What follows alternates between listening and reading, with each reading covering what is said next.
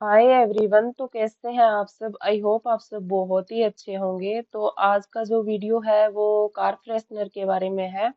मैं आपको बताऊंगी कि मैं किस मेथड से अपने कार फ्रेशनर को बनाती हूँ। यहाँ पे मैंने वो जो जो चीज़ें काम में आएंगी वो सब रख ली है। यहाँ पे मैंने वेट मशीन को भी रखा है ताकि हमारी मेजरमेंट एकदम सही से हो सके।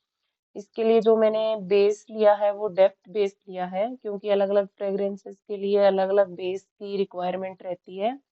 और जो मैंने फ्रेग्रेंस चुनी है वो है बर्मागुड एम्बर। ये बहुत ही warm and flowy sea fragrance है एंड बहुत ही प्यारी सी खुशबू इससे आती है।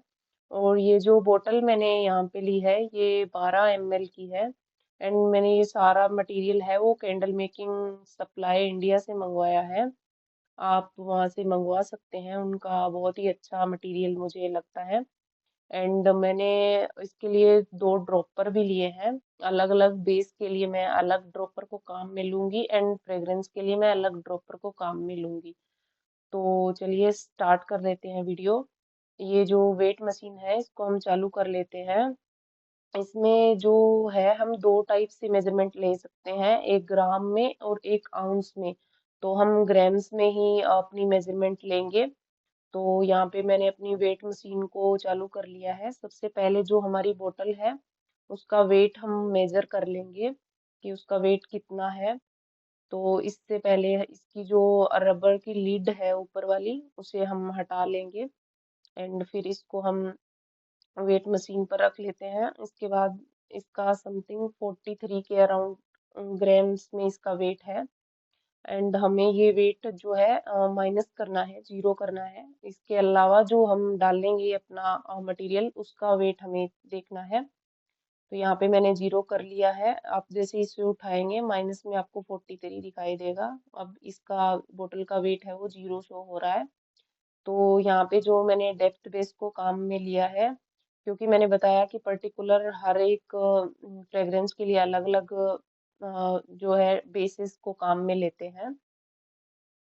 तो सबसे पहले मैं बताती हूँ कि मेरी मेजरमेंट क्या रहती है। मैं यहाँ पे 3 ग्राम्स अपनी फ्रेग्रेंस रखूंगी एंड 4 to 5 ग्राम्स के अराउंड में अपना बेस रखूंगी।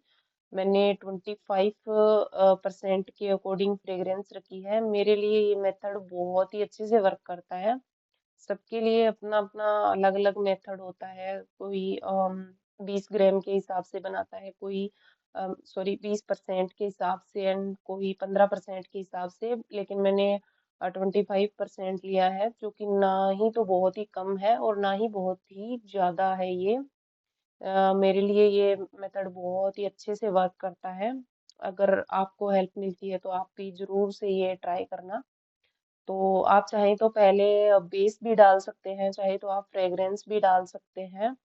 मैं यहाँ पे सबसे पहले फ्रेग्रेंस को ही डालने वाली हूँ। मैंने बेस को का ढक्कन ओपन कर लिया है, लेकिन मैं पहले फ्रेग्रेंस डालूंगी ताकि मेरी मेजरमेंट सही रहे। और मैं यहाँ पर जो है फ्रेग्रेंस जो है वो 3% डालूंगी।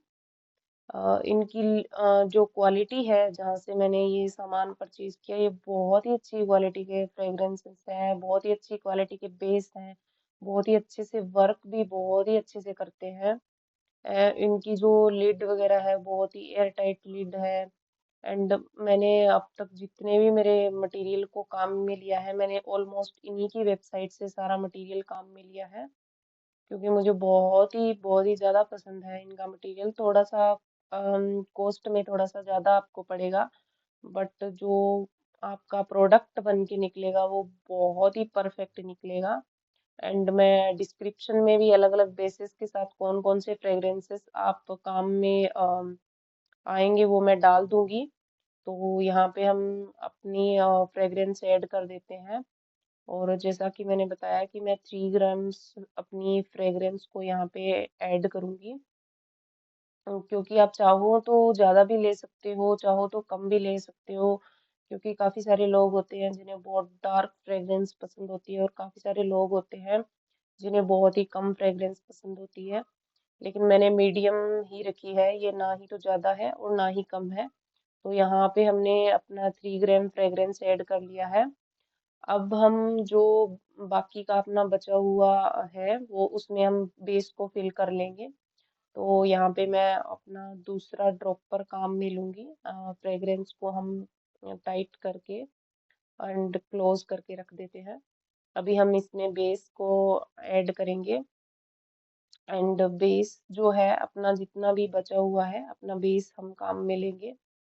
तो यहाँ पे मैं अपने बेस को ऐड कर दूंगी एंड ये ड्रॉपर की हेल्प से आप करोगे तो आपको बहुत अच्छे से हो जाएगा, वरना तो इसका जो ऊपर का सिरा है वो बहुत ही पतला है, सीधे तो आप डाल ही नहीं सकते। तो आप ऐसी ड्रॉपर्स खरीद सकते हैं जो बहुत ही हेल्पफुल रहेंगी, या फिर आपके पास अगर छोटा कोई भी कंटेनर है वो भी आप काम में ले सकते हैं। तो यहाँ पे जो है मैंने ये अपना बेस ऐड कर लिया है। ये जो बेस है मेरा ऑलमोस्ट 7 to 8 ग्राम के अराउंड हुआ है। तो हमारा जो 12 ml का जो कार फ्रेशनर है वो ऑलमोस्ट बन के रेडी हो गया है, सारी चीज़ें फुलफिल हो चुकी हैं। अभी जो हमें क्या करना है कि इसकी जो लीड है, क्योंकि हमें इसे 2 से 3 दिन तक के लिए अच्छे से रखना होगा। आप चाहें तो अभी इसे यूज़ कर सकते हैं, बट अगर आप थोड़ा सा पेशेंस के साथ अगर इसको यूज़ करेंगे तो ये बहुत ही अच्छे से वर्क करेगा।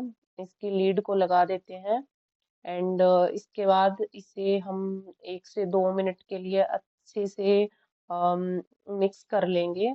तो किसी किसी के पास अगर मशीन हो, बड़े प्रोजेक्ट पे काम कर रहे हैं, तो वो भी हम मिक्सिंग के लिए काम में ले सकते हैं। अदरवाइज आप अपने हाथों से ही इसको अच्छे से मिक्स कर सकते हैं। और ये बहुत ही टाइट है, इसकी लीड बहुत ही मुश्किल से लगी है।